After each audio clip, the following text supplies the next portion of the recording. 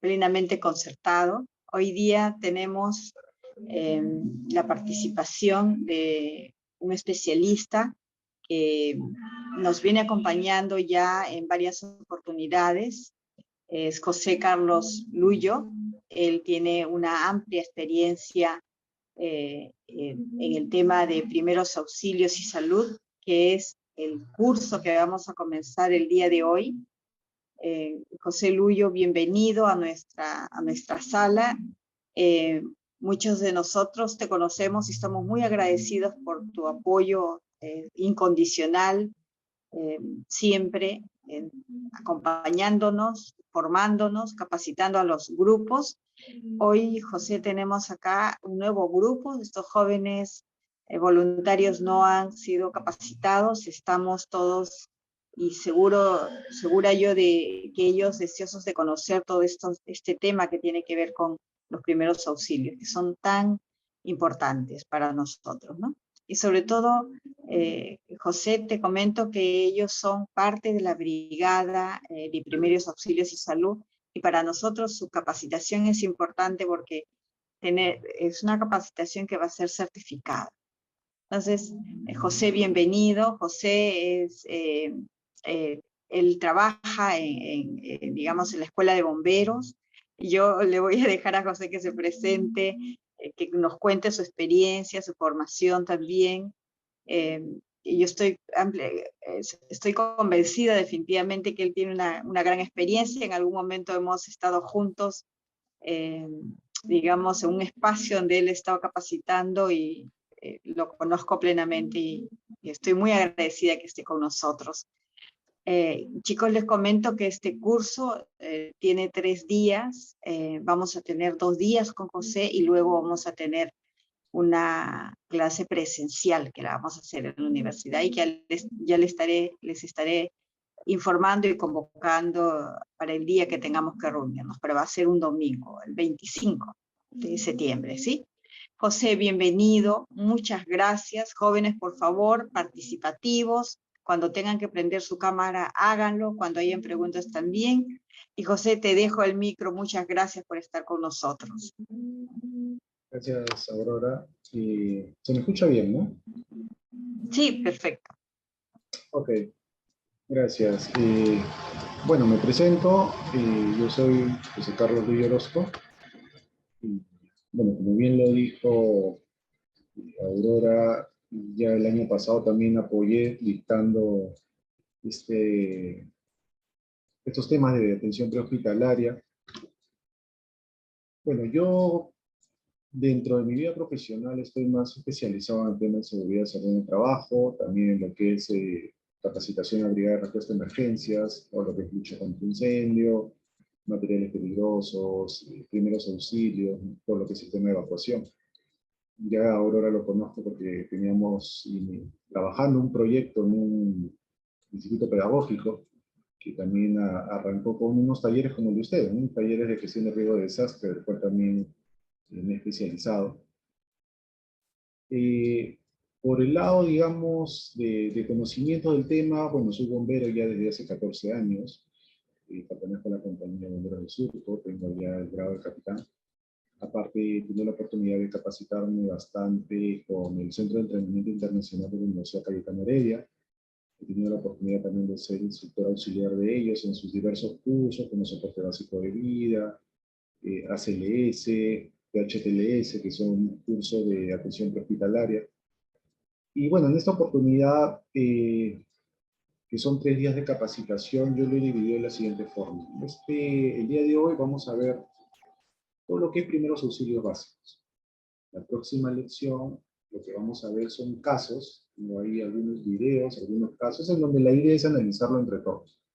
Y como bien lo dijo Aurora, el último día lo vamos a hacer ya de sesiones prácticas. Lo importante, o lo que nosotros tenemos que tener presente con respecto al tema de la brigada de atención prehospitalaria, que más que, ok, debemos tener ciertos conocimientos, tener bien claro la parte teórica, lo que más nos va a ayudar a nosotros es el tema de la parte de destreza, ¿no? Donde vamos a ver, uno, verificar con qué logística cuentan ustedes como brigada, porque eso es muy importante. Yo le puedo hablar de muchas cosas, pero si no lo tenemos es un poquito complicado. La idea es un poco enfocarnos a lo que ustedes tienen. Y en base a lo que ustedes tienen, la idea es practicarlo para que ustedes puedan tener la destreza de estabilizar un paciente, poner un collarín, tomar signos vitales, transportar a un paciente, ¿no? Entonces, todas esas cosas lo vamos a ver ya en la parte, digamos, presencial. No sé, arranco, Aurora, ¿tú me indicas? Sí, ok, perfecto. Voy a compartir mi pantalla entonces. Ok. ¿Qué es lo que nosotros vamos a ver ahora? Lo que es primeros auxilios básicos. Ustedes se preguntarán, ¿por qué básico? Porque en realidad, si queremos llevar un curso de primeros auxilios, es un curso un poquito más largo, más extenso, que llevamos muchas cosas, mucha teoría en realidad, mucha parte de teoría básica sobre el tema del cuerpo humano y todo eso. Pero acá lo que queremos es, como ustedes, como respondedores de emergencia, es saber qué cosas pueden suceder y de qué manera podemos actuar. Antes de iniciar, tenemos que tener presente algo, los números de emergencia. Esto es muy importante. Yo siempre recalco el tema de los números de emergencia. ¿Por qué? Porque nos pasa muchas veces de que la gente asocia de que ante cualquier emergencia llamamos el 105. Pero recuerden que el 105 es el número de la Policía Nacional del Perú, es de la central de la policía. Entonces, si tú llamas a la policía, lo más probable es que la policía te recepcione la emergencia. Pero ¿qué es lo que va a hacer la policía? Después de recepcionar ellos la emergencia, lo van a derivar, ya sea a los bomberos o al SAMU, que es el Sistema de Atención Móvil de Urgencia.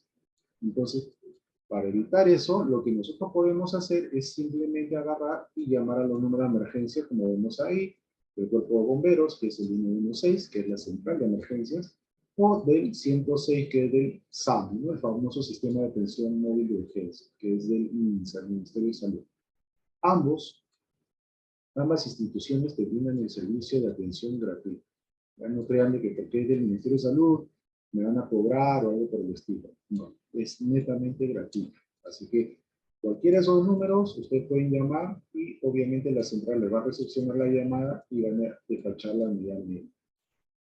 A veces hay una pregunta que me pueden hacer es, José Carlos, ¿puedo llamar al 116 y al 106 en paralelo? Sí, sí se puede llamar, no hay ningún problema. Cualquiera de las dos unidades va a llegar primero o en algunos de los casos llegan las dos unidades juntas y simplemente a veces el bombero que hace le cede la atención al SAMU, ¿no?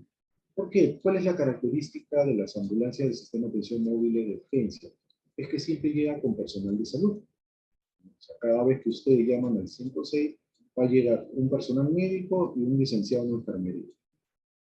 Mientras que en el caso de los bomberos, nosotros, cualquier personal que se encuentre en ese momento de servicio, que puede ser un administrador, un ingeniero, un arquitecto, lo que sea, llega a tener. ¿Tenemos conocimientos? Sí. El detalle, la diferencia es que nosotros tenemos más conocimiento en la parte prehospitalaria, en la parte de trauma, ¿no? Lo que son heridos por caídas, atropellos, ese, digamos, nuestro fuerte. En el caso del SAMU, aparte de eso, ellos manejan toda la parte de enfermedades. ¿Por qué les digo esto? Porque uno de repente puede tener un antecedente, no sé, un ejemplo. Soy diabético. Un personal de salud, un médico, puede conocer o puede trabajar el tema de la emergencia sin ningún problema. En el caso de los bomberos es un poquito más complicado. Tú me dices, soy diabético, tengo estos síntomas, yo lo que voy a hacer es trasladarte automáticamente. Mientras que el SAMU, ¿qué es lo que hace? Te evalúa en el lugar y, si es posible, te estabiliza en el lugar para no necesariamente ser trasladado, ¿no? Entonces, esa es la diferencia entre ambos. ¿Pero puedes llamar a los dos? Sí, puedes llamar a los dos sin ningún problema.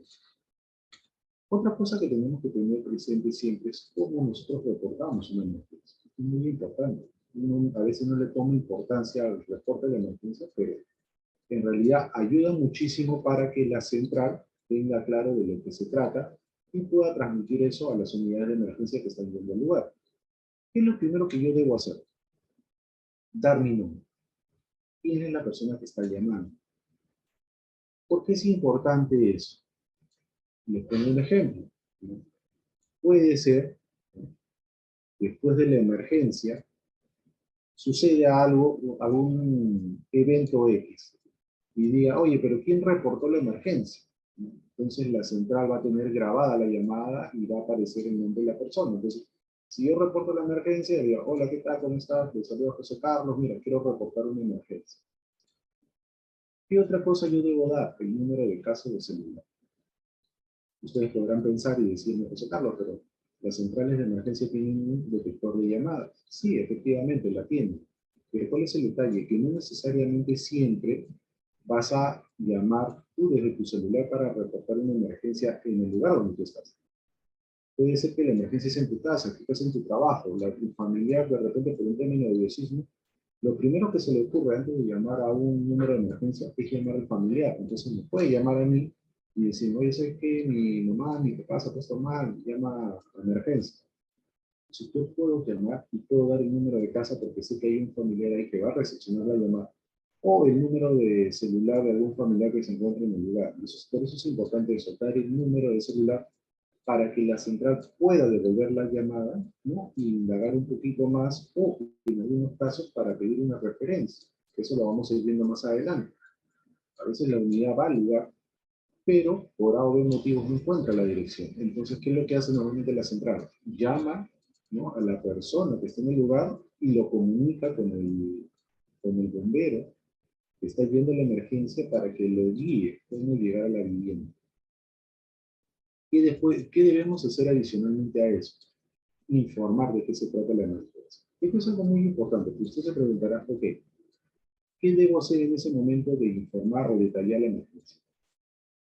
Si es que ustedes han presenciado la emergencia como tal, de repente tú estabas sentado, al frente tuyo estaba tu familiar y se descompensó, todas esas cosas ustedes tienen que informar. Si por ahí tienen nociones, tienen conocimiento de que su familiar padece una enfermedad, también informan. ¿Sabes qué? Sí, mira, mi papá es diabético, estaba sentado al frente mío y de un momento a otro se descompensó.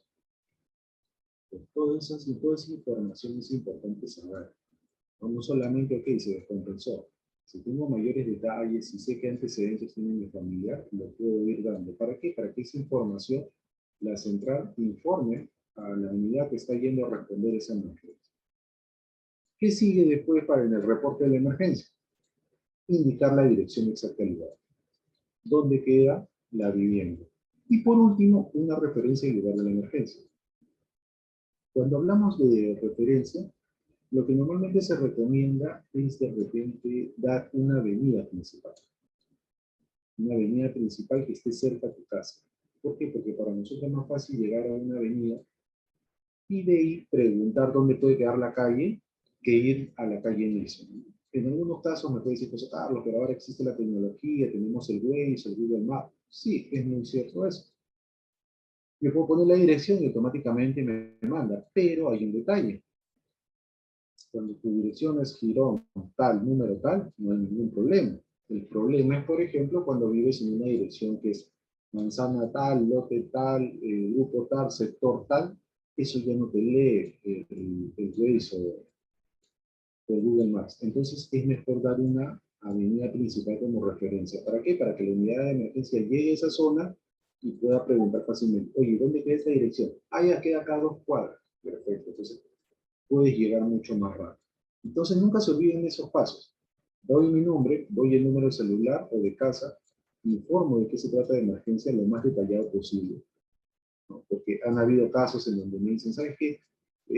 Tienes un herido por caída. Ok, pues uno es herido por caída, y si de repente se cayó en las escaleras o se tropezó caminando y cuando llegas, ¿qué pasó? Ah, no, mi papá se ha caído del 5.º piso por el balcón. Ya la cosa cambia, la magnitud de la emergencia cambia. O cuando me dice herido por corte, uno asume de repente estaba cocinando, estaba haciendo algo y se cortó un poco la mano. Pero cuando llegas, encuentras a la persona sentada y su mano por otro lado. Son dos cosas distintas. Entonces, lo importante es detallar. De ahí das tu dirección exacta de la emergencia y por último, una referencia al lugar de la emergencia. Entonces, ya tenemos cuáles son los números de emergencia. Ya tenemos cómo reportar una emergencia, que es muy importante. Entonces, vamos a hablar de lo que son primeros auxilios. ¿Qué son los primeros auxilios? Los primeros auxilios consisten en qué cosa? En la atención inmediata que se le da a una persona enferma o lesionada en el lugar de los acontecimientos. ¿Le sucede algo a alguien? Yo me voy a acercar a ayudarlo, ahí ya estoy dando mis primeros auxilios. Esos primeros auxilios normalmente se dan antes de ser trasladado a un centro asistencial hospitalario. Acuérdense, consiste en la atención inmediata. Sucede algo con alguien, me acerco a esa persona y yo ya ahí estoy empezando a brindar primero solución. Pero hay algo muy importante que nosotros tenemos que tener presente también.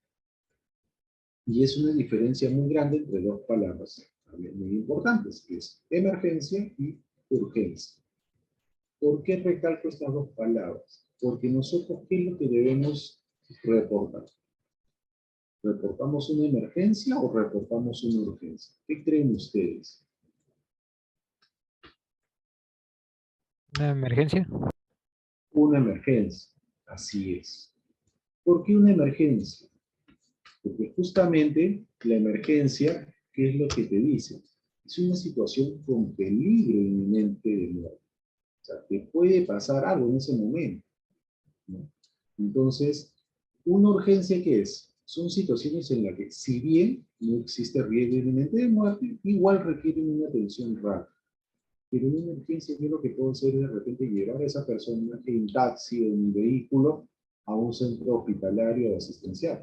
Pero en el caso de emergencia ya necesita de repente de un equipo especial que lo monitoree. Entonces lo que yo debo reportar es una emergencia. Cuando una persona presenta un peligro inminente de muerte, automáticamente yo reporto a las centrales de emergencia. Entonces hay que tener bastante presente eso. ¿Qué otra cosa tenemos que tener muy presente? ¿Cómo yo evalúo la escena? Ya entramos acá a ver el tema de la atención de la emergencia como tal. ¿Y qué es lo primero que debo hacer? Evaluar la escena. ¿Por qué creen que es importante evaluar una escena? ¿Por qué no de frente voy y atiendo a la persona? ¿Sabes? ¿Para qué perder tiempo? Por los peligros inminentes, así es, Franco, efectivamente. Tengo que evaluar la escena, porque de repente yo me acerco al paciente, ponte que el paciente se descompensó en medio de la pista. Y me enfoco en el paciente, pero no veo los riesgos de los costados. Me acerco al paciente, viene un carro y termina atropellándome a mí también.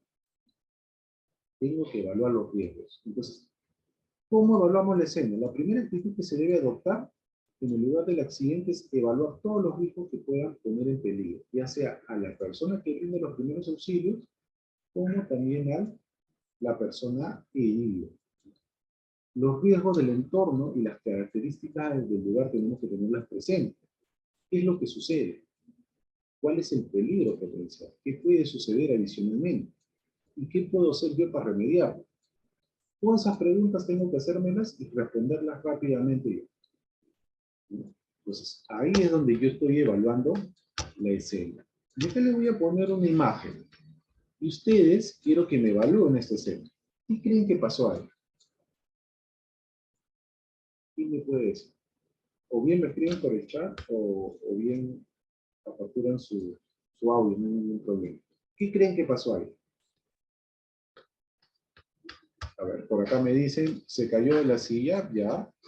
Probable caída de la silla al pararse en ella, ajá, ya. Mira, por ejemplo, Franco va más allá, ¿no?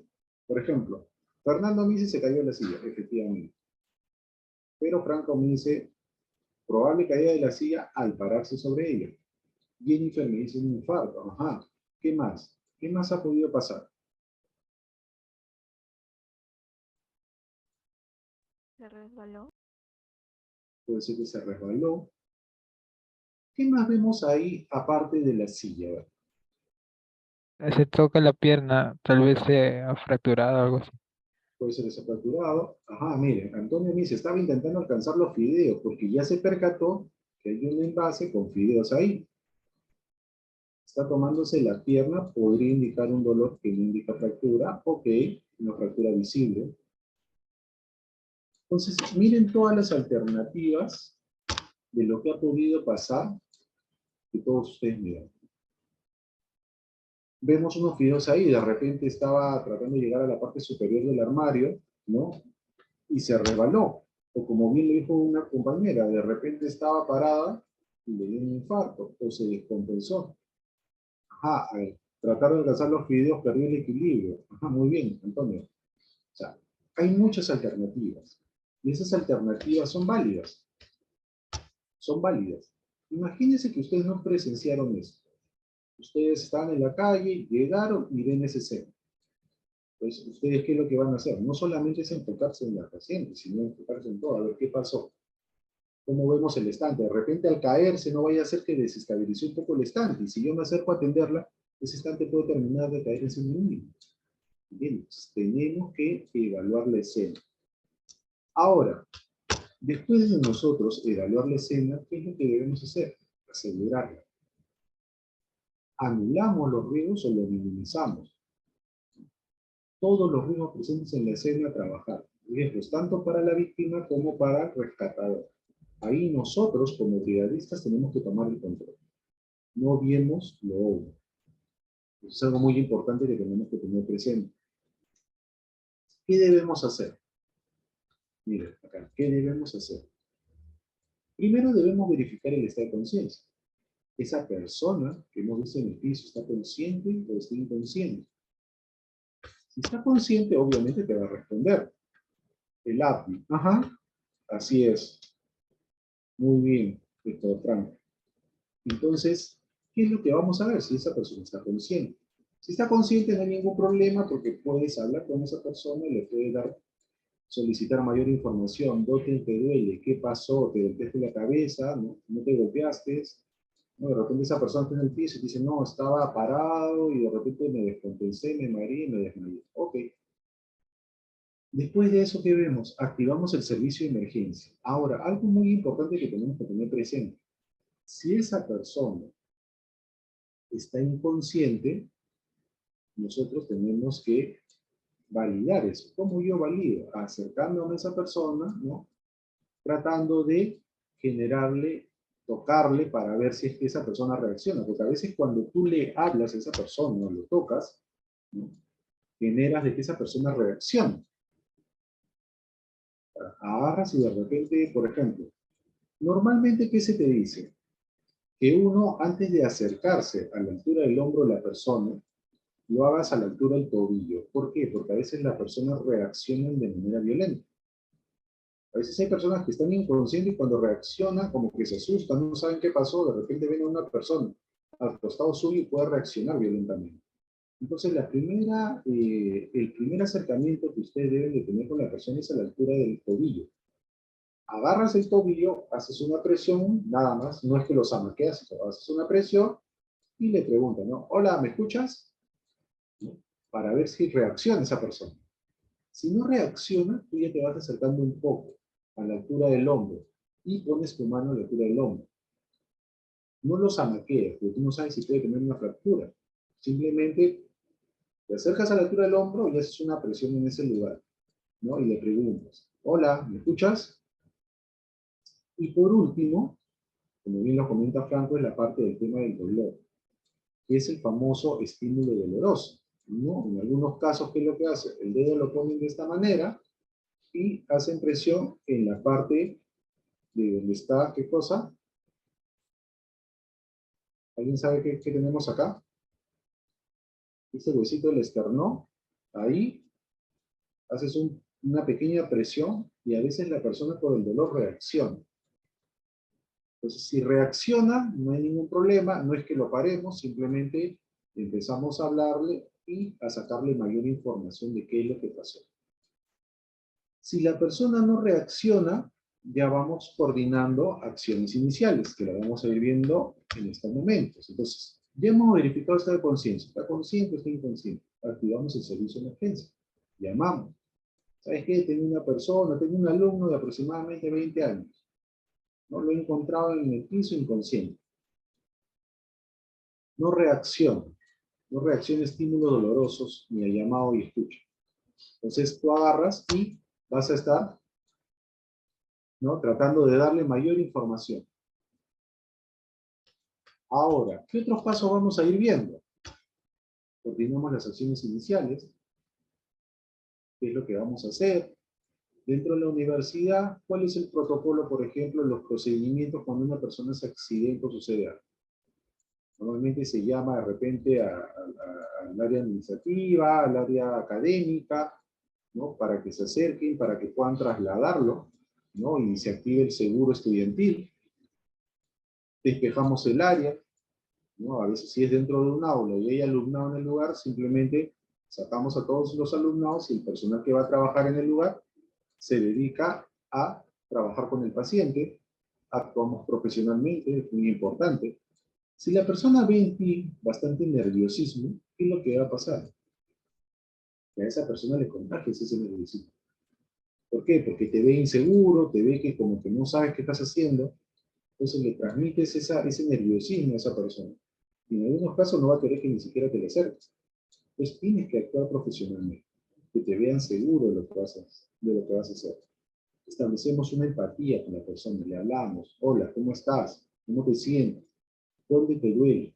Tranquilo, yo estoy aquí contigo, no te voy a dejar, ¿no? Le generas esa confianza para que esa persona se sienta más tranquila, ¿no? Y en algunos casos, dependiendo de la magnitud de la lesión, pues si una persona ha tenido una fractura en la altura de la pierna y está echado, lo más probable es que esa persona quiera levantarse para ver qué le pasó. Tú puedes agarrar y lo mantienes echado para que no vea lo que está pasando, ¿no? Simplemente no, quédate echado, tranquilo, sí, tienes una pequeña herida, pero no pasa nada, acá estamos para ayudar. Entonces, tratas de calmar. De ahí, ¿qué es lo que hacemos? Desarrollamos una evaluación primaria, ¿no? Ya hemos asegurado la escena, ya hemos visto el estado de conciencia de la persona, está consciente y consciente, activamos el servicio de emergencia, verificamos, ¿no?, si tiene pulso, ¿no? Normalmente, ¿qué pulso se verifica? El carotídeo, ¿no? Porque es el último que pierde el pulso y es el que está más cerca del cerebro. Aperturamos la vía aérea, lo que es la frente mentón, lo levantamos un poquito para despejar la vía aérea, ¿no? Verificamos la respiración. Todo eso lo hacemos rápidamente, si esa persona está inconsciente. Si esa persona está inconsciente, verificamos. Ah, tiene pulso, respira, perfecto. Solamente de repente esa persona está inconsciente. Pero si no respira, si no tiene pulso, ahí la cosa cambia. ¿Qué otra cosa tenemos por hacer? De repente una evaluación secundaria, ya donde hacemos una revisión minuciosa de pies a cabeza, ¿no? Empiezas a tocar a la persona para validar si hay algún dolor, alguna deformidad en el cuerpo de la persona. Si es una persona que se ha caído, por ejemplo, ¿no?, te empiezas a verificar. En algún momento, esa persona va a gritar de dolor. Entonces tú sabes, ah, esta zona está afectada. Empiezas a evaluar todo. Entonces, todas esas cosas, ustedes lo van a ir viendo, ¿no?, al momento de palpar. Siempre que hacen una revisión, una evaluación secundaria, se pide que no sea algo suave, sino que realmente presiones fuerte como para ver si existe una deformidad y si hay dolor, sobre todo. Porque a veces uno puede tener miedo, ¿no?, y empieza a tocarlo despacito. No, tienes que tocar fuerte. De esa manera vas a poder tú determinar si existe alguna deformidad, alguna fractura en esa persona. Otra cosa que tenemos que tener presente es que si de repente esta persona no tiene pulso y no respira, ya aplicamos lo que es la reanimación cardiopulmonar. ¿Qué es la reanimación cardiopulmonar? Es un procedimiento de emergencia para salvar vidas. ¿Cuándo se utiliza eso? Cuando la persona ha dejado de respirar o el corazón ha cesado de palpitar. Así de sencillo. Esto puede suceder después de qué cosa? Puede ser una descarga eléctrica, un ataque cardíaco, un ahogamiento, ¿no? La RCP combina tanto respiración boca a boca como compresiones cardíacas. Ahora, existe también la Asociación Americana del Corazón, que dice de que no necesariamente también puedes hacer de boca a boca, solamente hacer compresiones cardíacas.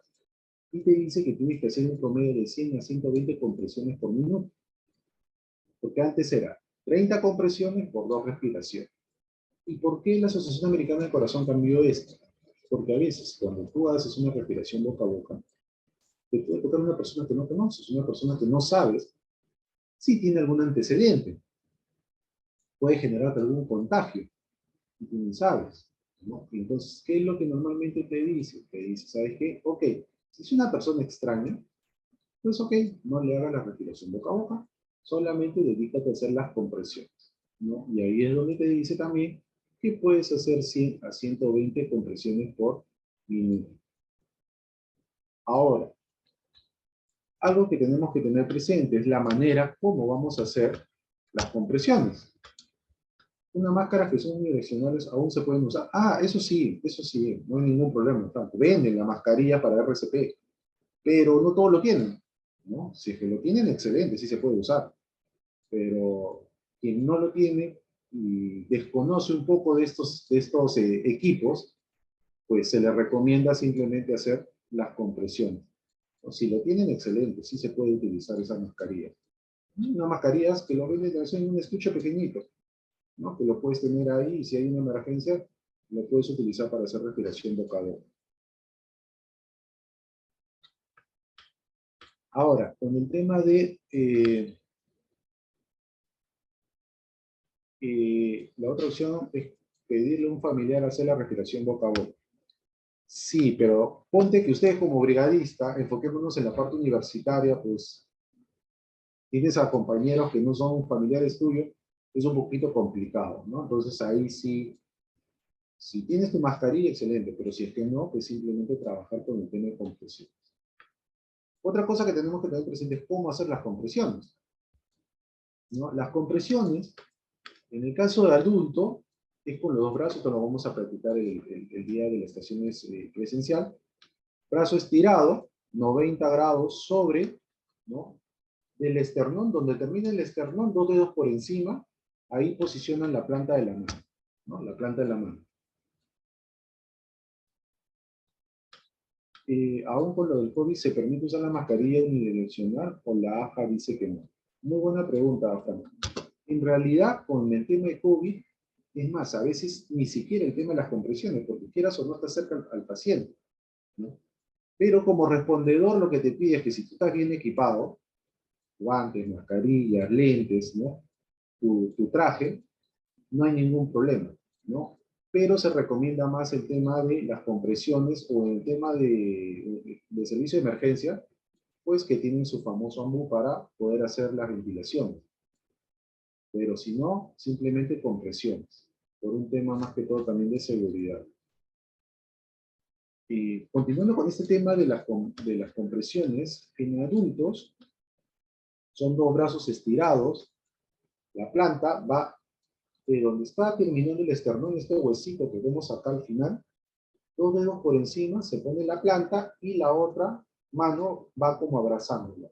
Y el brazo tiene que estar totalmente recto. Las compresiones se hacen con el cuerpo, con el peso del cuerpo. No es que tú vas a hacer esto, sino tu brazo en todo momento tiene que estar recto, 90 grados, como vemos en el imagen. Ahorita vamos a ver unos videos para que ustedes puedan entender mejor cómo es la maniobra. En el caso de niños, ¿qué es lo que te recomienda? Que lo hagas con una sola mano. Profundidad, 5 centímetros. O sea,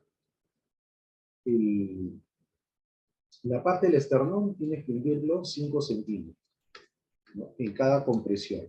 Entonces, en adulto, estamos hablando de 2 brazos. En niño, un brazo. Y en el caso de los bebés, normalmente te dicen los 2 dedos. O bien puede ser con estos 2 dedos, como puede ser posicionando al bebé y poniendo estos 2 dedos por encima. Y haces tu compresión. ¿Ya? ¿Cómo diferencio niños de adultos? La Asociación Americana del Corazón te dice, menores de 1 año lo consideran neonatal. De 1 año a 8 los consideran niños. Y de 8 años a más los consideran ya adultos. De esa manera es que ellos sectorizan al neonatal, al niño y al adulto, ¿no? Y dependiendo de la edad que tenga, pues tú utilizas la maniobra adecuada. Acá vamos a ver un video.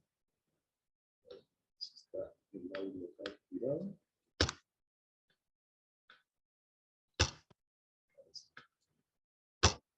Si ve que un adolescente o adulto sufre un colapso súbito, es importante actuar con rapidez. Ayudar a salvar una vida es más fácil de lo que piensa. Vas a aplicar la RCP Hands Only. El primer paso es hacer que alguien, usted u otra persona, llame al 911. A continuación, colóquese directamente sobre la víctima. Coloque el talón de una mano en el centro del pecho y la otra mano encima de la primera.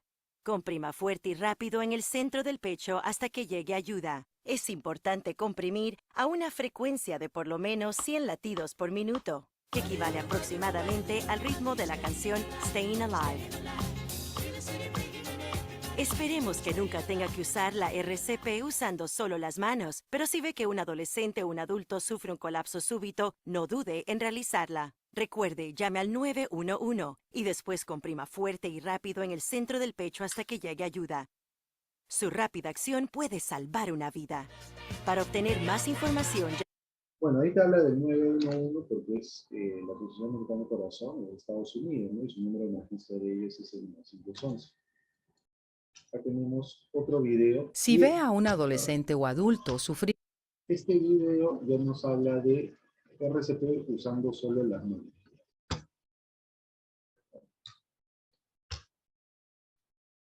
Si ve a un adolescente o adulto sufrir un colapso súbito, es importante actuar rápido. Ayudar a salvar una vida es más sencillo de lo que cree. Basta con aplicar la RCP usando solo las manos. El primer paso es llamar al número local de emergencias o enviar a alguien a hacerlo. Después, colóquese justo sobre la víctima. Ponga la base de una mano en el centro del pecho y la otra mano sobre la primera. Comprima fuerte y rápido en el centro del pecho hasta que llegue ayuda. Es importante comprimir dando de 100 a 120 compresiones por minuto, es decir, más o menos el mismo ritmo que esta canción. Ojalá nunca tenga que realizar una RCP usando solo las manos, pero si ve a un adolescente o adulto sufrir un colapso súbito, no tenga miedo de intentarlo. Recuerde, llame al número de emergencias y comprima con fuerza y rapidez el centro del pecho hasta que llegue ayuda. Sus acciones pueden ayudar a salvar una vida. Encontrará más información en... Ahora, ustedes se preguntarán, ¿qué es lo que hace la compresión para que una persona salga de un paro cardíaco? Pues acá un poco este video que les voy a poner explica eso.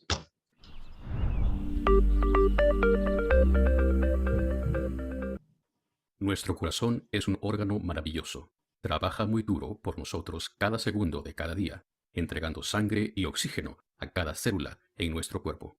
Pero cuando un súbito paro cardíaco ataca, nuestro corazón repentinamente e inesperadamente deja de latir efectivamente y el flujo de sangre se detiene. Sin intervención alguna, el cerebro, órganos vitales y nuestro corazón comenzarán a morir.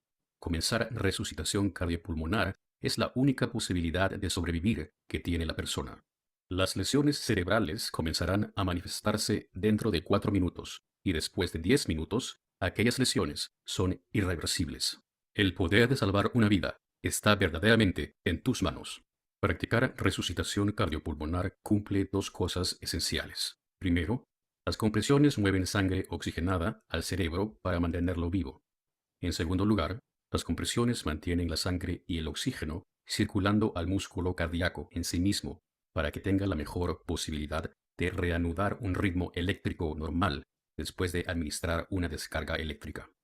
Al comenzar las compresiones, usted está creando un bombeo artificial y está haciendo el trabajo del corazón manualmente. Con cada compresión efectiva, usted está incrementando la presión en el sistema, la cual facilitará la circulación de sangre a través del corazón y hacia el cerebro. Toma tiempo para hacer que la sangre circule gracias a la resucitación cardiopulmonar. Entonces es muy importante el empujar fuerte y rápidamente para incrementar la presión que mantiene la sangre fluyendo al cerebro. El empujar hacia abajo, con compresiones de al menos 2 pulgadas de profundidad, permite que el corazón sea comprimido y que la sangre salga. El efectuar las compresiones a un ritmo de 100 a 120 por minuto es necesario para mantener la sangre circulando. Veamos qué sucede cuando retiramos nuestras manos del pecho. La sangre deja de circular al cerebro. Es por esta razón que si usted retira sus manos del pecho para administrar las compresiones, para cambiar roles, es esencial minimizar tiempo fuera del pecho. Mire lo que sucede cuando las compresiones no son lo suficientemente profundas. La sangre no llega al cerebro.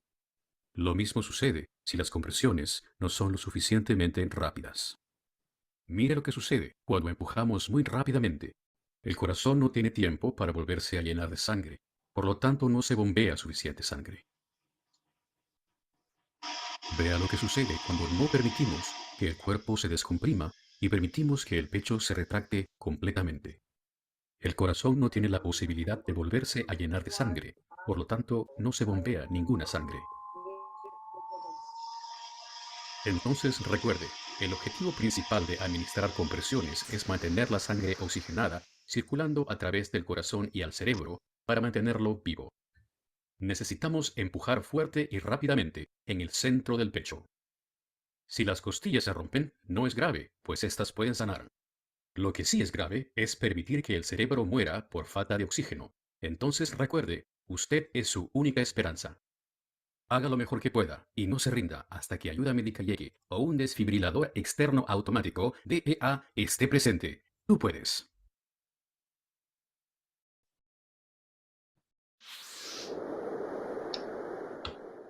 Uno muy importante que dice este video. La RCP, o la reanimación cardiopulmonar, hacerlo dentro de los 4 minutos. ¿Para qué? Para que no quede secuela. Después de los 10 minutos, de repente tú puedes sacar a esa persona de ese paro, pero puede quedar esa persona con alguna secuela. Entonces, por eso es que si automáticamente tú ves una persona que se descompensa, ¿no? Verificamos pulso, verificamos si respira. Si no tiene pulso, no respira, automáticamente iniciamos RCP. No es que yo llamo a los servicios de emergencia y espero a que llegue para que ellos lo hagan. ¿No? La idea es que ustedes empiecen a trabajar el RCP. Y como bien lo dijo en la imagen, no es agarrar y hacerlo rapidito, o hacerlo por hacer, sino es profundidad y dejar que se termine de expandir. ¿No? Presiona, termina de expandir, presiona, termina de expandir. Tienes que hacer un promedio de 100 a 120 minutos, 100 a 120 compresiones por minuto. Entonces, tienes que hacerlo bien, ¿no? Como vieron en el video, si no lo haces muy bien, si no haces a la profundidad correcta, no va a servir de nada tus compresiones. Y otra cosa muy importante que dijo, ¿no? Las compresiones tienes que siempre que hacerlo sobre una base sólida. ¿Qué quiere decir eso? Por ejemplo, en casa, bien lo quiera, tenemos un familiar, vemos que no respira, no tiene pulso, tú sabes automáticamente, ok, no respira, no tiene pulso, empiezo a hacer RCP. Pero lo hago encima de la cama, no te va a ayudar. ¿Por qué? Porque tú al hacer la compresión estás hundiendo el colchón, no estás haciendo lo que necesitas hacer, que es que el tórax se comprime. Y ahí hice una observación muy importante, ¿no? ¿Qué pasa si me revienta una costilla? ¿No? La costilla puede sanar, el hueso puede sanar. Entonces, lo que tienes que seguir es con las compresiones. ¿Por qué hace una aclaración en eso? Porque los adultos mayores, sus huesos son frágiles. Entonces, tú probablemente estás haciendo la compresión, puede ser que escuches un crack, ¿no? Como que se hubiera roto algo. Tú tienes que seguir trabajando hasta que esa persona reaccione. Entonces, hay que tener bastante cuidado con eso. Otro tema muy importante que debemos tener presente y que se puede dar dentro de la universidad es la obstrucción de la vía aérea. La universidad tiene comedor, ¿no? Y a veces los alumnos, por comer rápido, de repente tienes un break pequeño, comes, puede ser que termines atragantando, ¿no? Entonces, lo base, la obstrucción de la vía aérea por cuerpo extraño, puede suscitarse. ¿Qué es lo que nosotros debemos hacer? Valorar la severidad de la obstrucción. ¿Qué quiere decir eso? Yo debo verificar si esta obstrucción es parcial o es total. Si es parcial, ¿qué es lo que yo hago? Incentivo a que tose esa persona. Incentivo a que tose. Si es total, pues ahí yo hago la maniobra que vamos a ver más adelante. Ahora, ¿cómo es que yo puedo determinar si una obstrucción es parcial o es total? Sencillo. Cuando tú veas a la persona con el símbolo de que se está llevando las manos al cuello porque se está atragantando, tú lo primero que tienes que hacer es preguntarle, ¿estás atragantando? Ustedes podrán decir, no, oye, pues es obvio, ¿no? Sí, puede ser obvio, pero eso me va a permitir ver dos cosas. Uno, si esa persona realmente tiene una obstrucción total. ¿Por qué?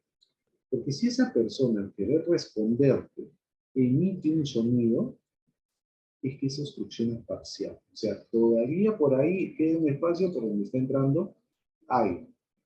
Pero si tú ves a esa persona que trata de responderte y no emite ningún sonido, ahí sí quiere decir que esa obstrucción es total. Pues por eso es importante preguntar. ¿Estás atragantando? Pues esa persona puede ser que haga un sonido, tú dices, ok, esa es una obstrucción parcial. Tratas de calmarlo y tratas de incentivarlo a que tosa, hasta que expulse ese cuerpo extraño. Algunos me dicen, José Carlos, si lo golpeo en la espalda, han habido estudios en donde las estadísticas te indican de que esos golpes secos en la espalda, más que generarte que expulses ese cuerpo extraño o que lo termines de tragar, esa obstrucción parcial lo vuelva total. Entonces no es muy recomendable. Lo mejor es incentivar a que tose. ¿Ya? Eso es lo que tenemos que hacer. Porque, como digo, esos golpes secos puede generar que esa obstrucción, que era parcial, que por lo menos tenía algo de airecito que traba, termine tampándolo por completo y se convierte en una obstrucción total. ¿En qué situación yo hago la maniobra de Hemmings, que es la maniobra conocida para lo que es liberar una obstrucción de la vía aérea? Cuando el atragantamiento es total, o cuando la obstrucción es total. Cuando tú tratas de emitir algún tipo de sonido, pero esa persona no puede hacer nada. ¿Okay? ¿Cómo es la maniobra? De esta manera, ¿no? Yo me posiciono detrás de la persona que se está atragantando, posiciono mi puño de esta manera, ¿no? Genero esta pequeña salida, y esto va a estar justamente a la altura de la boca del estómago, o como referencia del ombligo, 2 dedos por encima, y ahí coloco esto. Bien pegado, y la otra mano, ¿qué es lo que va a hacer? Va a abrazar. ¿Qué es lo que voy a hacer yo? Yo voy a tratar de hacer una forma de J, hacia adentro y hacia arriba. Esa es la maniobra de Hemmings. ¿Qué es lo que va a hacer eso? Te va a incentivar a que expulses ese cuerpo extraño. Si lo queremos ver un poco en detalle video, lo vamos a ver ahorita más adelante. Ahora, en el caso del bebé, ¿qué es lo que debemos hacer? Esto estamos hablando de adultos, hasta en niños utilizamos la maniobra de Hemmings. En bebés no. En bebés, ¿qué es lo que hacemos? Colocamos el bebé sobre el antebrazo con el estómago hacia abajo. Si ven, un poco inclinado, ¿no?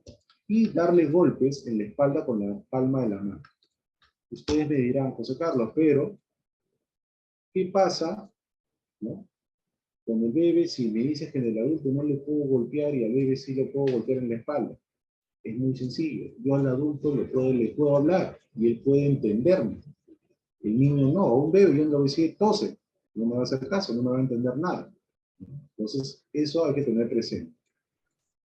A ver, por acá me dicen, también se debe poner la pierna, ajá. Sí, a eso iba. En el video lo vamos a ver, pero ya que te has adelantado un poquito, vamos a explicárselos acá. La posición como tú debes pararte, cuando estás detrás de la persona, no es con la pierna separada, ¿no? Es una pierna adelante y la otra atrás. Y la pierna que va adelante tiene que estar entre las dos piernas del paciente que se está atragantando. ¿Por qué? Porque esa maniobra, ¿no? Puede ser que tú lo estés haciendo y esa persona no expulse ese cuerpo extraño. Entonces va a pasar el tiempo y va a llegar un momento en donde ya no va a poder aguantar más y automáticamente cae. Ya no entra aire al cerebro, entonces la persona cae. Entonces, si tú no estás bien parado, ¿qué es lo que va a pasar? Esa persona, todo el peso te va a llevar hacia adelante. Pero si tú estás bien posicionado, una pierna adelante y otra atrás, si esa persona queda inconsciente, tú automáticamente lo cargas y lo echas. ¿Por qué? Porque si tú a una persona que está con una obstrucción de la vía aérea no terminas de sacarle ese cuerpo extraño y queda inconsciente, lo que entra a tallar es la maniobra de RCP. Lo echas y empiezas a hacer la maniobra de RCP. ¿Ya? Hasta que haga de que esa persona pueda expulsar ese cuerpo extraño que tiene. Pero ni bien tú tienes una persona con una obstrucción total y queda inconsciente, empiezas a hacer RCP. ¿No? Haces tus compresiones y cada cierto tiempo verificas en la boca si es que ese cuerpo extraño ya lo tienes cerca y lo puedas sacar con el dedo o con algo, con algún objeto, puedas sacarlo y esa persona ya entra en razón. Ahora, si a una persona tú sacas de RCP o de una obstrucción de vía aérea, no es que agarres y lo pares rápidamente, ¿no? Si esa persona está echada, lo pones en una posición de seguridad, que es normalmente echarlo, pero de costado, ¿no? Y que se quede ahí un rato. ¿Por qué? Porque si tú lo levantas bruscamente, lo que va a pasar es que esa persona se va a sentir mareada. Entonces, hay que tener bastante cuidado con eso.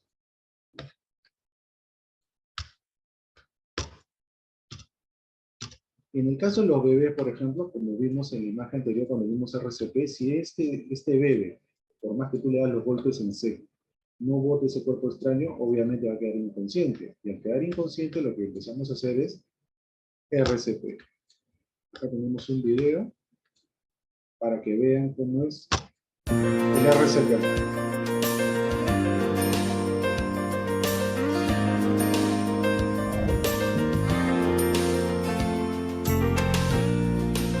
Si es un lactante menor de 1 año el que se está asfixiando, colóquelo sobre su brazo, lo apoya sobre su rodilla y golpea 5 veces en la espalda del lactante. 1, 2, 3, 4, 5. Con la misma mano lo da vuelta, lo apoya y con 2 dedos de la mano izquierda procede a comprimir el tórax. 1, 2, 3, 4, 5. Después abre la boca y ve si salió el cuerpo extraño. Si lo ve, lo saca. Si no, vuelve a repetir el ciclo hasta que el paciente pierda el conocimiento. Cuando el paciente pierde el conocimiento, usted realiza reanimación cardiopulmonar.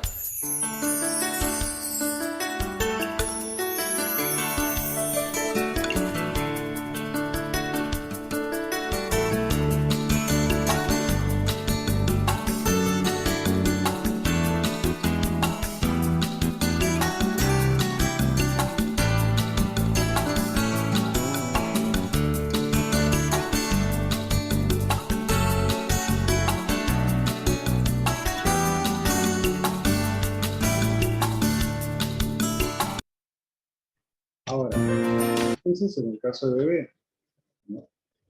En el caso de Maniobras adulto, de Heimlich en adultos y niños. El atragantamiento es una situación grave que pone en riesgo la vida y que requiere actuar en forma inmediata. Frecuentemente ocurre cuando un alimento queda atrapado en la vía aérea y bloquea la respiración. En estos casos la persona no puede hablar ni toser o se lleva las manos al cuello. ¿Qué hacer? Preguntar, ¿te estás ahogando? Si la persona asiente, abrázala por detrás alrededor de la cintura. Haz un puño con una mano y envuélvela con la otra. Colócalas entre las costillas y el ombligo. Presiona hacia adentro y arriba, fuerte y rápido. Repite hasta que expulse el cuerpo extraño.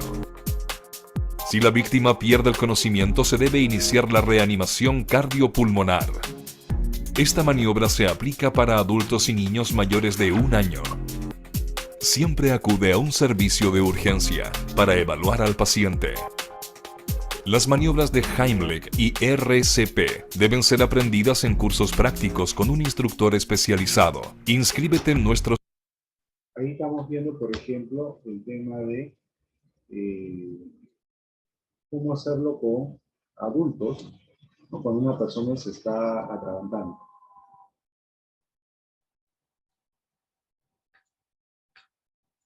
A ver, una pregunta que me hace Franco. A ver, antes de realizar la maniobra, después de preguntar si se está ahogando, ¿se debe pedir el consentimiento? ¿Me permite ayudar? ¿Te puedo ayudar?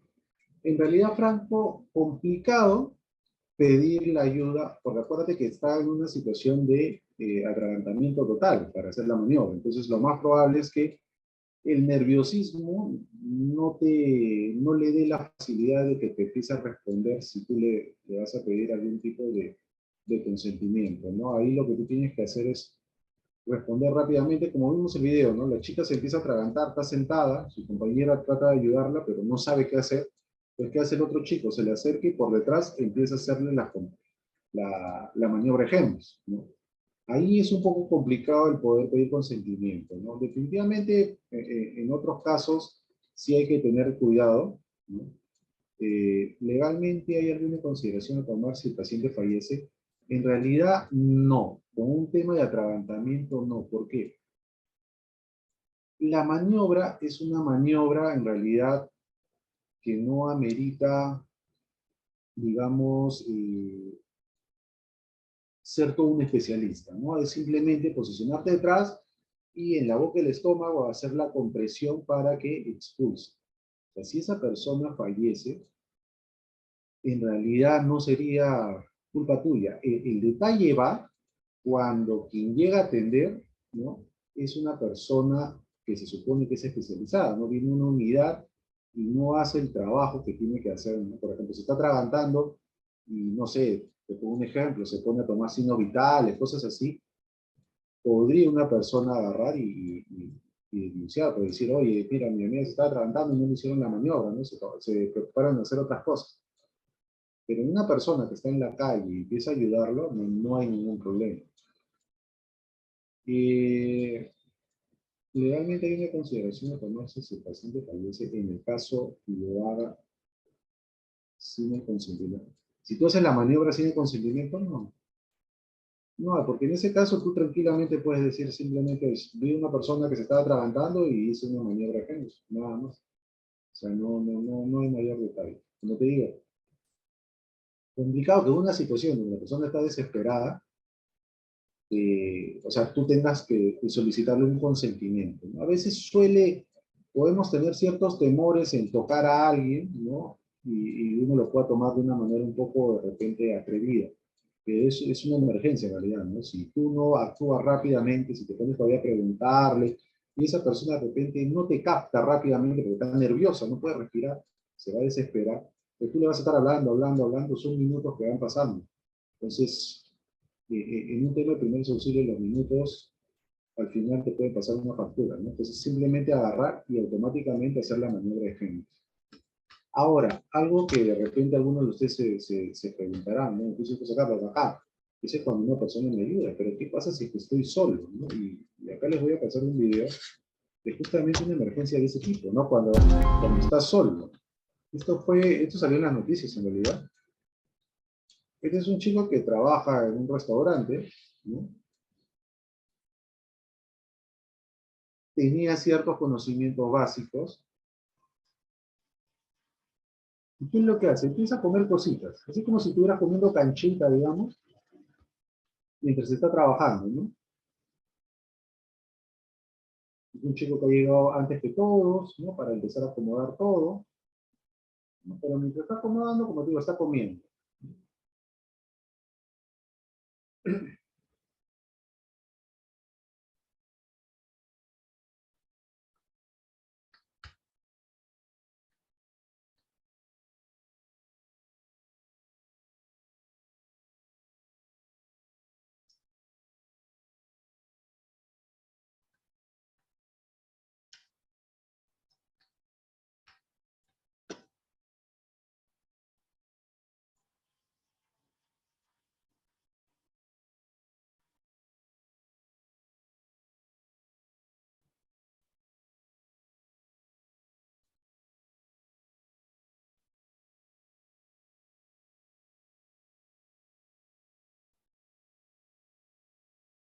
Sigue comiendo.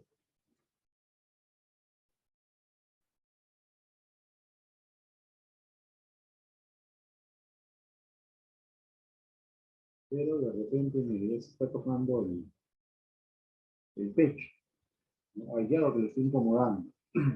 Trata de toser, empieza un poco a desesperarse, caminar de un lado a otro, ¿no?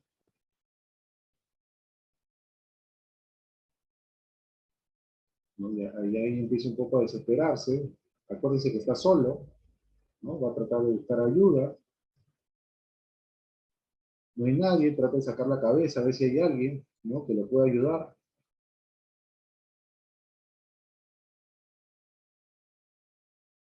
¿No? Se empieza a golpear, ¿no? Para ver si de repente por ahí puede pasar. Se empieza a golpear, miren, la parte de la boca del estómago contra esa mesa.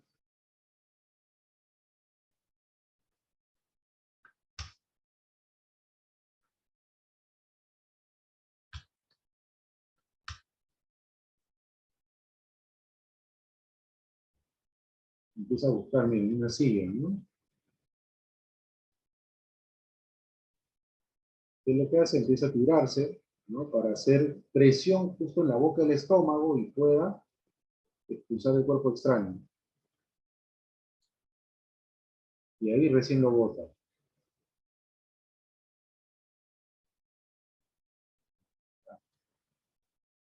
Estuvo más de un minuto sin poder respirar, ¿no? Ya empieza un poco a ponerse nervioso, ¿no? De esa mala experiencia. Pero miren, ¿no? Sin necesidad de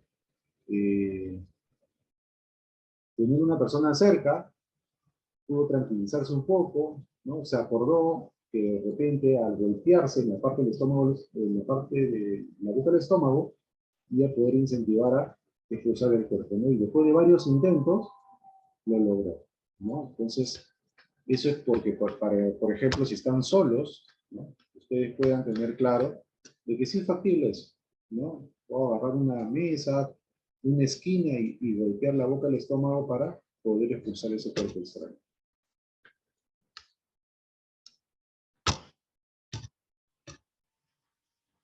Otra de las emergencias que podemos nosotros tener son las famosas quemaduras. De repente en la universidad, en la facultad, tenemos diferentes tipos de trabajos, ¿no? Donde vemos de repente un poco de soldadura o trabajamos con algunos químicos que nos podamos quemar. Entonces, ¿qué es la quemadura? Es una lesión de la piel causada por diversos agentes. Hay 3 niveles de quemadura, de primer grado, segundo y tercer grado, ¿no? A mayor grado, digamos que la magnitud de la emergencia es mayor, ¿no? Quemadura de primer grado afecta solamente la capa externa de la piel, causan un poco de dolor, enrojecimiento, hinchazón, ¿no? Pero las quemaduras de segundo grado ya afectan ambas, tanto la capa externa como la subyacente de la piel, ¿no? Y en algunos casos lo que se generan son como ampollas. En la de tercero sí ya afectan todas las capas profundas de la piel, ¿no? Ya a veces hasta el nervio llega a afectar y ya ni siquiera sientes dolor ya, ¿no? Entonces hay que tener bastante cuidado con eso. A ver, Franco me indica nivel 4. Sí, lo que pasa es que el nivel 4 casi ya no se le toca mucho. En realidad más se manejan los 3 porque son, digamos, dentro de los cuales tienes cierto tratamiento para utilizarlo, ¿no? Sí, en realidad son 4 niveles, pero los más comunes son los 3 primeros. ¿Afectan huesos? Sí, afectan huesos. En este caso, del tercer grado, te afecta a los nervios. A ver, más arriba puse una pregunta sobre la atención de varón en una mujer. A ver, permítanme. Emergencia, cuando es un varón atender a una mujer sucede el pudor. Se me dijo que se pide a una femina que observe el procedimiento para que garantice la atención del varón a la mujer. No necesariamente, en realidad, Franco. Acuérdate que en una emergencia no te puedes poner a estar pidiendo permiso para las cosas. O sea, tú tienes que actuar rápidamente. Ahora, ¿qué pudor puede, digamos, podría suceder? Es de repente cuando empiezas a trabajar un tema de una evaluación secundaria, donde tienes que palpar toda la parte del cuerpo de la persona. Por ahí puede ser, ¿no? Que toques zonas que de repente a una chica sí le incomode un poco, pero si hay una persona cerca, tú le puedes decir, un favor, voy a hacer una evaluación, voy a palpar para ver en dónde hay dolores, entonces no hay ningún problema, ¿no? Siempre teniendo mucho cuidado. Pero en el tema de una maniobra de Hendrich, por ejemplo, no hay mayor detalle, o en un RCP, por ejemplo. Acuérdate que el RCP es del esternón, del final del esternón, lo dedos por encima, ¿no? Que uno podría decir, uy, puedo tocar de repente zona muy íntima de la mujer. Pero digamos, en una emergencia tienes que sí o sí hacerlo, ¿no? O sea, hay un sustento, digamos. Si tú sabes que una persona que no tiene pulso, no respira, tengo que hacer RCP, ¿no? Y tampoco es que vas a hacerlo con cierto cuidado con tal de no tocarlo. O sea, el RCP tienes que hacerlo bien, ¿no? Yo te diría que no hay tanto problema por eso, ¿no? Por ahí de repente, si es una persona que está consciente, y tienes que hacer una evaluación secundaria para evaluar si tiene alguna deformidad, algún dolor en alguna parte del cuerpo, podría ser, ¿no? Pero de ahí en lo demás, no. En realidad es una emergencia. En una emergencia sí tienes que estar pidiendo el consentimiento a cada persona. Son minutos que de repente se pierden innecesariamente. Una emergencia simplemente. Tú sabes que si una persona no respira, no tiene pulso, RCP. Tú sabes que una persona se está atragantando y sobre todo tiene un atragantamiento total, fíjese en el nivel de porque esa persona va a estar nerviosa. Tú le preguntas cosas como que, oye, disculpa, ¿puedo ponerme detrás? ¿Puedo tocarte? ¿Tengo que hacer esto? La persona no te va a hacer caso. Dentro de su nerviosismo, está por su desesperación de tratar de respirar. Entonces, ahí simplemente haces la maniobra. En el caso de quemaduras, ¿qué es lo que se recomienda hacer? Es simplemente agua, ¿ya? Utilizar agua. ¿Por qué les digo esto? Mucha gente utiliza a veces, me han dicho, tomate, ¿no? Cortado, lo ponen ahí para que lo refresque. He escuchado pasta dental, he escuchado aceite, ¿no? He escuchado de todo, pero ante una quemadura, agua, y agua de ambiente, de momento, no agua con hielo, porque igual te vas a quemar, ni siquiera agua tibia. Y hay que tener en cuenta algo muy importante. Por ejemplo, si yo me quemo por encima de la ropa, esa parte afectada no lo toco, porque si yo lo que hago es tratar de quitarme la ropa, lo que voy a lograr es arrancarme la piel. Y tengo que tener bastante cuidado con eso. Ajá, Eli me dice rocoto molido. Ah, esa sí es nueva para mí, ¿verdad? He escuchado todo, pero menos rocoto molido. Eso debe picar duro ahí en la zona, ¿no? Solamente agua. Si te has quemado por encima de la ropa, no te quites la ropa. Refresca esa zona por encima de la ropa. Si te incomoda y quieres quitarte lo demás, cortas la prenda y dejas la parte quemada, que está quemada, ahí, y todo lo demás lo quitas. ¿Por qué les digo esto? Porque a veces la gente agarra y se quita la ropa y al quitarse arranca la piel. Entonces, eso es muy doloroso.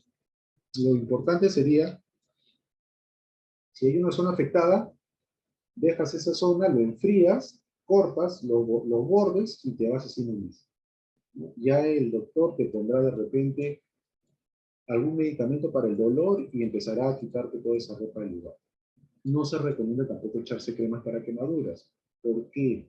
La única persona que te puede determinar qué tipo de quemaduras tienes es el médico. Entonces, si tú te has quemado y lo has llenado de crema, ¿qué es lo que va a pasar? Cualquier unidad de emergencia, cuando llegue y te ve así, va a agarrar una gasa, y ustedes se habrán dado cuenta que la gasa es como una lija, ¿no? Esto raspa. Entonces, ¿qué va a tener que hacer ese efectivo, esa persona que está respondiendo a la emergencia? Va a agarrar la gasa y va a empezar a raspar todo. ¿Por qué? Porque ese herida tiene que llegar limpio. Cuando el médico lo evalúe y él te diga, ¿sabes qué? Ya, tienes que usar crema, ahí recién te la echa. Pero antes no. La única persona que te va a determinar qué tipo de quemadura tienes es el personal médico. Otras emergencias que vas a poder encontrar, unos esguinces de repente cuando estás jugando algún deporte, luxación o fracturas, ¿no? Por alguna caída. El esguince, por ejemplo, es una rasgadura, una distensión o un estiramiento de los ligamentos. Normalmente en un esguince se te forma así una pelota, ¿no? Como vemos acá en la imagen, esta pelota ahí toda morada. La luxación es una separación permanente de dos partes de una articulación, normalmente la clavícula, en el tobillo, la muñeca, ¿no? En el codo, los huesos que están así se salen, ¿no? Esa es una luxación. Y la fractura puede ser ruptura parcial o total del hueso, puede ser abierta, puede ser cerrada, ¿no? Hay que tener bastante cuidado. Ambas, tanto el esguince, la luxación y la fractura, ¿qué es lo que te da? Te da dolor, te da deformidad y dificultad en el movimiento. ¿Qué es lo que se recomienda? No mover a la persona. Por ejemplo, en el esguince a veces lo que uno pone es algo frío, ¿no? Un hielo ahí acostado. ¿Para qué? Para que ese estiramiento del ligamento, antes de que se hinche, le ponen unos parches fríos, helados, para que no se hinche demasiado, ¿no? En el caso de la luxación y fractura, no moverlos. Eso es lo que se recomienda, no moverlos. No, dejarlos ahí, por acá, por ahí, de repente estabilizar esa zona, pero nada más, ¿no?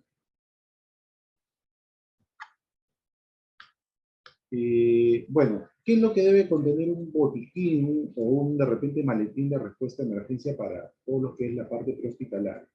Debes tener gases estéril, vendas elásticas de distintos tamaños, esparadrapo, férulas o tablillas, unas tablas pequeñas que lo puedes utilizar para estabilizar una parte de alguna extremidad, ya sea de las extremidades superiores, inferiores, toallitas desinfectantes, jabón, agua oxigenada, alcohol, guantes quirúrgicos, linterna, pues de repente te toca trabajar en una zona de un estado un poco oscuro, tijera, ¿no? De repente tienes alguna persona que se haya caído y necesita validar si hay alguna deformidad, algo, simplemente tienes que cortar la prenda para poder observar.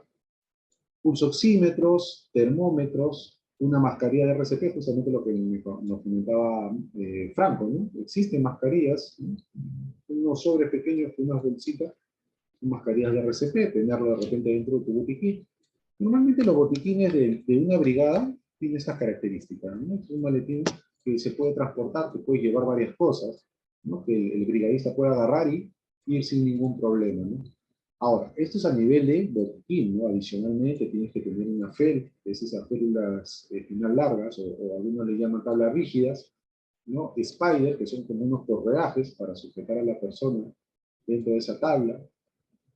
Eso debería también tener una brigada, ¿no? Y tener la facilidad de que esté cerca para que cualquier atención pueda agarrarlo y ir rápidamente. Y algo que deben de tener los brigadistas, ustedes brigadistas de atención prehospitalaria, es llevar un control de las cosas que tienen y en qué estado están.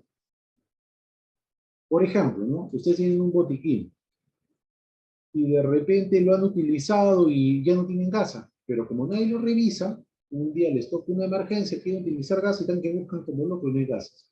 O no hay guantes quirúrgicos, o no hay de repente, no sé, toallitas desinfectantes, o la tijera se perdió. Entonces es importante tener, ¿no? Eh, un pequeño inventario para que todos los brigadistas cada cierto tiempo verifiquen. A ver, vamos a ver, ¿qué debería tener el botiquín? A esto. Sí, perfecto.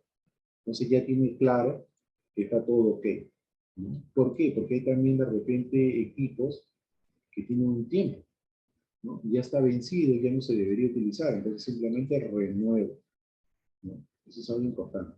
Ahora, no he considerado medicamentos por una sencilla razón. El tema de los medicamentos es un poquito delicado. O sea, a menos que no seas personal de la salud, no es recomendable medicar. ¿Por qué? Ha sucedido que, por ejemplo, tienes una persona con presión alta, por ejemplo. A ver, Cristian me dice, si una persona se cae, ¿cómo saber si no la puedo mover? En ese caso, debería llamar por emergencia. O sea, si una persona se ha caído y está consciente, tú le puedes preguntar. Tú le puedes preguntar. ¿Cómo te sientes? ¿Dónde te duele? Esa persona te puede decir, me duele todo el lado izquierdo. Entonces tratas de repente, estabilizarlo para que el peso no siga sobre la zona afectada. Si la persona está inconsciente, ¿no? Hacemos todos nuestros procedimientos, ¿no? Empiezas a hacer una evaluación secundaria, empiezas a verificar, ¿no? Porque tú no puedes determinar si hay de repente alguna fractura, ¿no? Hasta que no toque. Entonces tú ves una deformidad, tú dices, ah, acá creo que hay una fractura. Entonces tienes mayor cuidado en esa zona, ¿no? Tienes que tener mayor cuidado en esa zona. Igual lo atiendes, ¿no? Igual lo estabilizas, pero de repente no lo vas a trasladar a un lado dependiendo de los equipos que tengan, ¿no? Eso ya lo vamos a ver el día de la práctica, verificar qué equipos tenemos, con qué equipos contamos, porque si una persona que se haya caído, por ejemplo, y ustedes no tienen una FEL, no es que lo van a cargar así entre dos y lo van a ir bajando, no, esa persona tiene que ir estabilizada, ¿no? Tiene que de repente tener un collarín, tiene que tener unos inmovilizadores cervicales, cosas como eso, ¿no? Entonces, eso hay que tener presente. ¿Se debe suponer que tiene alguna lesión cervical hasta que se demuestre lo contrario? Sí, normalmente en una persona por caída, no sé, se rodó las escaleras, estaba haciendo de repente un trabajo de altura, arreglando algo y se cayó, normalmente sí se maneja un protocolo de estabilización, ¿no? En el caso que yo no utilizaría, por ejemplo, un collarín, si una persona está de repente en el escritorio y se descompensó, se desmayó. Ahí no, porque no hay un tema de trauma. ¿No? Pero en una caída como tal, sí. Ahora, de todas maneras, ustedes, ante cualquier persona caída, ustedes van a trabajar en la estabilización, pero igual tienen que llamar a emergencia. Ustedes como universidad tienen un tópico, ¿no? Dentro de ese tópico probablemente tienen personal de salud, ya sea médico o personal de enfermería, ¿no? Entonces ellos también van a dar un soporte al trabajo que ustedes van a hacer. La única diferencia es que de repente el tópico está en un solo lugar. Ustedes están por diferentes lugares de la facultad, ¿no? Y de repente si hay una emergencia, todos van a ir a atender esa emergencia, o los que están cerca activan de repente a toda su brigada y todos van a llegar más rápido que probablemente el personal del tópico. Entonces, ustedes van a ser los primeros respondedores. Eso es algo que tienen que tener presente. Un poco continuando con el tema acá de los medicamentos, les comentaba que no es recomendable el tema de medicamentos porque han habido casos en donde las personas son alérgicas a un tipo de componente del medicamento. Yo les cuento una experiencia que le pasó a un compañero, ¿no? Que atiende a una persona y esa persona estaba con su presión elevada, ¿no? Entonces, él, por el conocimiento que tiene, sabe que ante una presión elevada le puede dar un captopril o un enalapril a la persona para estabilizarlo, ¿no? Pero, ¿qué sucedió? Que esta persona era alérgica a uno de los componentes del captopril. Entonces, ¿qué pasó? Mi compañero agarró, le puso el captopril debajo de la lengua molido y la persona empieza a reaccionar al medicamento. Entonces como que se siente pues sorprendido, pero captopril para estabilizar la presión, ¿no? O sea, ¿qué fue? ¿No? ¿Qué pasó? Ya después se enteró, porque ya después la persona que había atendido le comentó, es que ella no sabía que era alérgica a un componente del captopril. Entonces es por eso que no se recomienda mucho el tema de medicamentos. Tú puedes darle un medicamento, tú puedes decir, paracetamol para dolor de cabeza. Pero ¿qué pasa si eres alérgico a un componente del paracetamol? Al final terminas empeorando peor. Entonces por eso el tema de medicamentos hay que tener bastante cuidado, ¿no? Si ustedes tienen tópico, aprovechen el tema del tópico, ¿no? Para que de repente si necesita un medicamento esa persona, pues que el tópico sea quien se la receta. Pero ustedes como brigadistas, su trabajo más va en la parte prehospitalaria, pero enfocado al tema de trauma, ¿no? De estabilizar a la persona, de repente llevarlo al tópico y esperar en el tópico que llegue una ambulancia, ¿no? Pero no tratemos de hacer cosas más allá de lo que nosotros debemos conocer, ¿no? A veces uno se puede emocionar y decir, ya, tómate este medicamento, ¿no? Porque de repente a mí me hace bien, pero no sé si esa persona no le hace bien, de repente a la persona le cae mal. Entonces, hay que tener bastante cuidado con eso, ¿ya? El tema de medicamentos es un tema muy delicado, ¿no? De preferencia, manejemos cosas como el tema de estabilización, limpieza tópica, ¿no? Ante un raspón, una herida, un sangrado, pero el tema de medicamentos sí les recomiendo tener mayor cuidado, ¿no? Entonces, esto es lo que debe abarcar un botiquín de primera respuesta para una brigada, que es lo que son ustedes, ¿no? No sé si tienen alguna pregunta, duda respecto a este tema. Como les dije, esta parte, lo que estoy tratando es de comprimir un poco los temas o las emergencias más comunes, porque en la próxima clase lo que quiero hacer es, vamos a revisar videos y adicionalmente a eso vamos a generar un tema de discusión, ¿no? De un tema de procedimiento, se hizo bien, se hizo mal, qué se debió hacer, cómo lo atendió, ¿no? Porque hay videos que vamos a ver en la próxima sesión donde va a generar bastante tema de discusión, ¿no? Ahora lo que he querido darles es un poco de información de cosas puntuales que pueden suceder dentro del campo, ¿no? Ya la próxima sesión veremos videos, veremos casos, lo analizaremos, lo discutiremos, y ya la próxima sesión, que es presencial, ya trataremos de entrar un poco a detalle al manejo de estrés, ¿no? Que es algo muy importante que tiene que tener la brigada.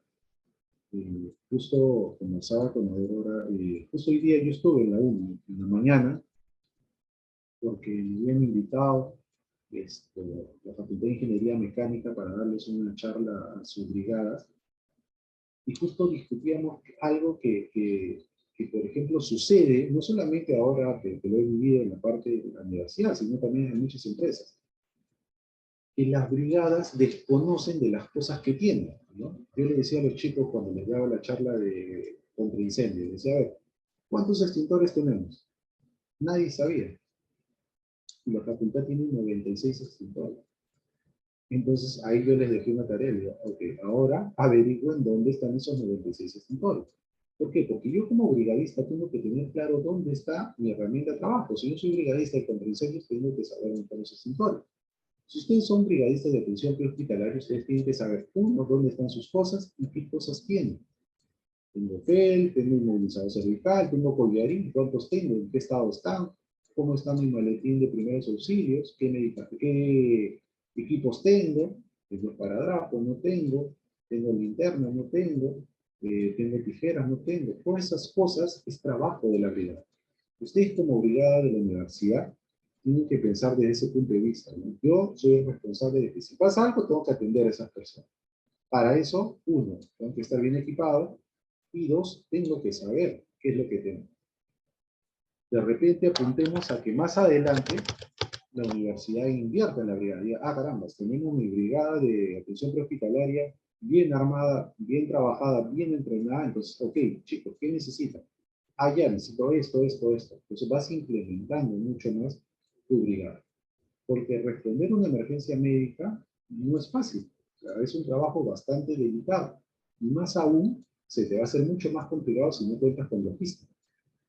Entonces, eso es algo que nosotros tenemos que ir viendo y apuntar a futuro, ¿no? A pesar de que ustedes como brigada deberían de plasmarse como una meta, ¿no? A ver, esta es nuestra realidad ahorita, ¿no? Ahorita veo por lo menos un promedio de 50 personas. Excelente, tenemos una buena cantidad de brigadistas. Ahora, la idea es que todos tengan, que cumplan con ese perfil. ¿Ya? Porque el tema de ser brigadista no es solamente, ah, qué bacán, mira, brigada de atención hospitalaria, ya, yo me meto. Vamos a ver que el brigadista tiene que tener cierta condición física. Porque si yo tengo una persona herida, inconsciente, en un cuarto piso, en un tercer piso, y tengo que bajarlo al primer nivel, tengo que tener fuerza para cargar, ¿no? Para cargar la tabla con la persona encima. Ponte que en el mejor de los casos es un chico flaquito, pero ponte que tengas un compañero que está bien alimentado. Anda, bájalo. Tienes que cargar tus equipos, tu tabla, tu maletín. De repente el maletín no pesa tanto, es manejable, pero de repente la tabla, o de repente accesorios adicionales, ¿no? Todas esas cositas nosotros tenemos que tomar conciencia y validar. Cumplo con el perfil para ser un brigadista, ¿no? Entreno, practico, porque la idea es que ustedes tengan un entrenamiento cada cierto tiempo. De nada les sirve que yo les enseñe ahorita y que el domingo que tengamos la estación, la parte práctica, ¿no? Lo lleven si no van a ser constantes. O por ejemplo, hoy día tengo 50. No sé si la próxima clase también tendré 50, de repente tengo 30. ¿Qué pasa si la parte presencial, igual no tengo los 50, tengo a 10? Entonces, evaluemos bien, ¿no? El tema de ser brigadista, ¿no? Porque ser brigadista es una responsabilidad muy grande. Y es un programa muy interesante que no la tiene ninguna universidad. Ustedes son la primera universidad que tiene formadas unidades de gestión de riesgo de sangre. Y eso es algo que de repente a ustedes como universidad es un plus a nivel de todas las universidades. ¿Por qué? Porque nadie lo tiene. Ustedes son los que están innovando esto. Y la idea es que eso se permanezca en el tiempo. No que muera de repente el próximo año y que ya, ¿sabes qué? No, los brigadistas los cerramos porque no participan, no vienen, no practican, no entrenan, ¿no? Apunten a desarrollar un trabajo futuro, ¿no? A que ustedes constantemente tengan entrenamiento, ¿no? No solamente dependan de las programaciones que de repente Aurora les pueda hacer, sino que ustedes como brigadistas digan, oye chicos, ¿sabes qué? Cada, no sé, les pongo un ejemplo, cada 2 domingos vamos a tener práctica, nos juntamos en la universidad y practicamos, hacemos diferentes tipos de casos. porque eso es lo que va a ayudar a que ustedes generen la destreza. Una cosa es que yo les ponga a una persona tirada en el piso, y otra cosa es que les ponga una persona de cabeza en la mitad de las escaleras para que ustedes vayan y lo estabilicen. Obviamente la magnitud de la complejidad va a ir paulatinamente. Primero aprendo a estabilizar en una situación sencilla, entre comillas. Ya de ahí pongo un poco más de dificultad. Ya no lo pongo en el primer piso, ahora lo pongo en el tercer piso. Estabilízalo en el tercer piso, bájalo. Después la próxima, de repente no va a estar en el tercer piso, acá está en la mitad de la escalera entre el tercero y el segundo, ahí, de cabeza. Estaba bajando las escaleras, se tropezó, se cayó, quedó en esa posición. Ok, saquemos. Entonces, eso va a depender exclusivamente de usted. Así que, nada, no sé si tienen alguna pregunta, duda.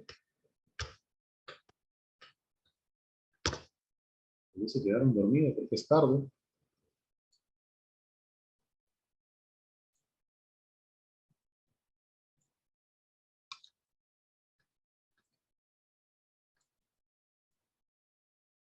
Ok, Franco, perfecto. Tú comentabas que tienes tu mulera. Excelente, excelente, ¿no? Eso te ayuda a tener ciertos equipos a la mano, ¿no? ¿Tú has llevado cursos de atención prehospitalaria o te has metido en respuesta a emergencia? Porque sí he visto que tienes estos involuntariados. Ah, ok, muy bien, muy bien. Sí, porque tienes bastante nociones del tema de atención prehospitalaria. No sé si a los demás les quedó claro o no les quedó claro. Gracias, Eli. Bueno, he tratado de ser lo más conciso posible. La idea es tampoco llenarlos de mucha teoría, porque el tema prehospitalario en realidad sí es muy cargado de teoría. La idea es que ustedes sepan cosas puntuales, qué tipo de emergencias se pueden suscitar dentro de la universidad y de qué manera solucionarlas, ¿no? Esa es un poco la idea que nosotros buscamos. Pero si quedó claro, perfecto. No sé si alguien adicionalmente tiene alguna duda.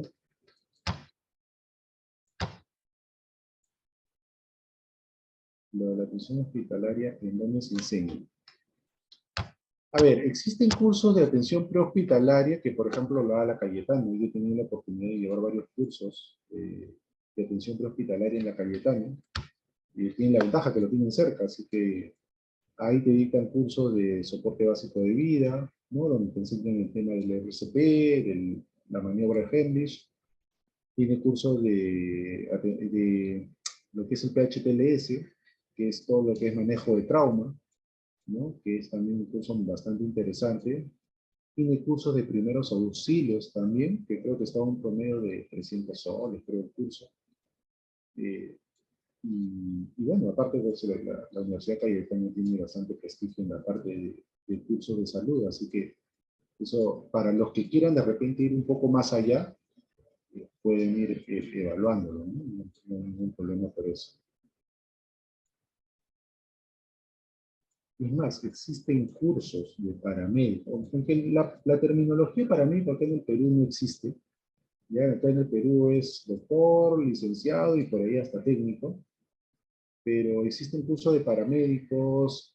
En el tema de paramédicos hay de diversos, digamos, hay cursos de 6 meses, hay cursos de 18 meses, ¿no? Creo que lo dicta, si no me equivoco, hay uno que lo dicta el Instituto de Limatambo, es un curso de 18 meses.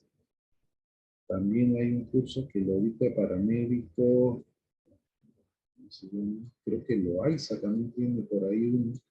Hay varias instituciones que tienen curso, pero el curso paramédico a usted le va a servir como algo básico para los que quieran estar o querer aprender un poco más, ¿no? Y les enseñan bastantes cosas, el cómo de signos vitales, por ejemplo, ¿no? Y más, la Cayetano tiene cursos de inyectables, aunque el tema de manejo invasivo, ¿no? de colocar algún tipo de inyección es un poco complicado, eso sí les digo. Es más, nosotros los bomberos, así nomás no podemos hacer métodos invasivos. ¿Por qué? Porque si tú colocas más de una inyección, tranquilamente te pueden denunciar. Así que en ese aspecto sí tenemos un poquito de cuidado, ¿no? Pero de ahí el tema de estabilización, de manejo de una emergencia, Sí se puede manejar sin ningún problema. No sé si tienen alguna otra pregunta.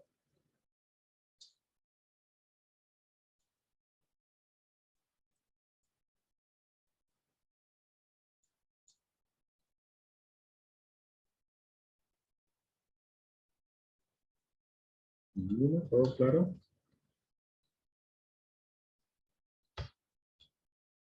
No sé si está Aurora por ahí.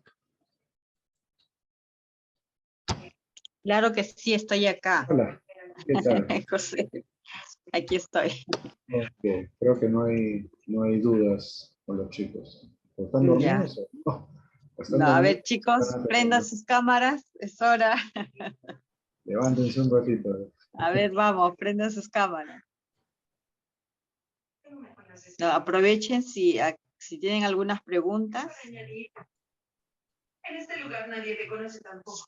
Los felicito en realidad por el hecho de querer integrar esta brigada, porque en realidad ser brigadista es un trabajo muy bonito, pero hay que meterle bastante punch, ¿no? Porque la idea es que esto sea continuo en el tiempo, no por un par de meses, ¿no?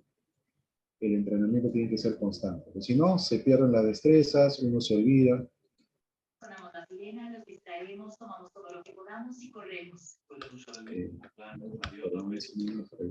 Bien, vamos a aprovechar si tienen alguna pregunta, chicos. Por ahí tengo una pregunta de Franco, me indica, si una persona es más pequeño, de menos peso que el paciente. Ah, ya. Apunte que la persona que se está atragantando es un gordito y yo soy una persona pequeñita, delgadita, ¿no? Se le pone al paciente en silla para hacer la maniobra.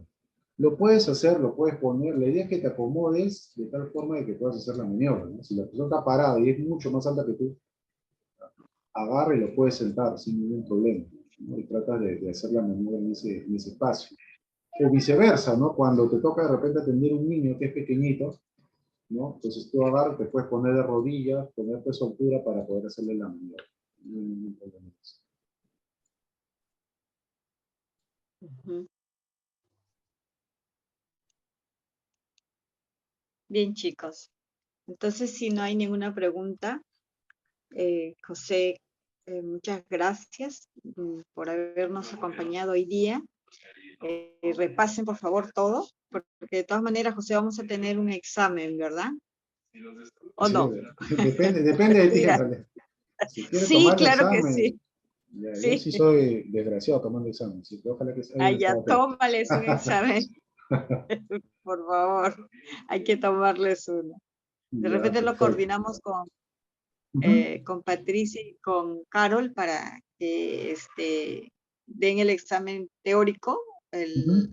digamos, la sesión que viene, y la práctica es la práctica, ¿no? Ya van a estar más preparados, con más conocimientos. Sí, de todas Entonces, chicos, maneras. todos los materiales, por favor, revísenlos. Y aprovechen la oportunidad, tenemos una sesión más presencial y de ahí viene la parte práctica, ¿sí? Entonces, por favor, ahora sí, todos prendan su cámara para tomarnos una foto con José. Y te agradezco, José, infinitamente, realmente que nos des tus horas de dormir para acompañarnos. Sí, hoy día he estado dedicado exclusivamente a la uni. Ya, chicos, todos, a ver quién no ha aprendido. Uy, acá hay bulla, discúlpenme por favor. Ahí están prendiendo. Es decir, Miguel, ¿me ayudas a tomar por...? Sí, estoy tomando la foto. Ya, chicos, la foto formal o informal. ¿Cuál estás? Ya, la informal. Ya, chicos. 1, 2, 3. A ver, hay otra pantalla, creo. Sí. 1, 2, 3. Listo. Ya está. Gracias, chicos. Y al ponente, gracias. No, Está gracias muy a ustedes. interesante todo. Gracias, chicos. Ya nos vemos en la próxima sesión y ahí vamos a ver un tema de casos, algunos videos y vamos a ver la parte de análisis. Ya, José, muchas gracias. Muchas gracias, chicos. Gracias a ustedes. Cuídense. La musiquita, Carol.